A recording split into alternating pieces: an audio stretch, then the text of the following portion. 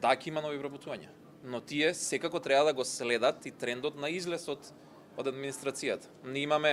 Имаше заменик шефот на мисијата на ОПСЕ една добра изјава денен заеднички настан. Не имаме превработеност во администрацијата, но недостаток на професионален кадар во администрацијата. Значи тоа е нешто што мораме да го најдеме решението и тоа ќе биде еден склоп на мерки и политики кои што треба да не доведат до тоа. И затоа реков, на крај на 2019 година ние ќе имаме понуда за приватниот сектор.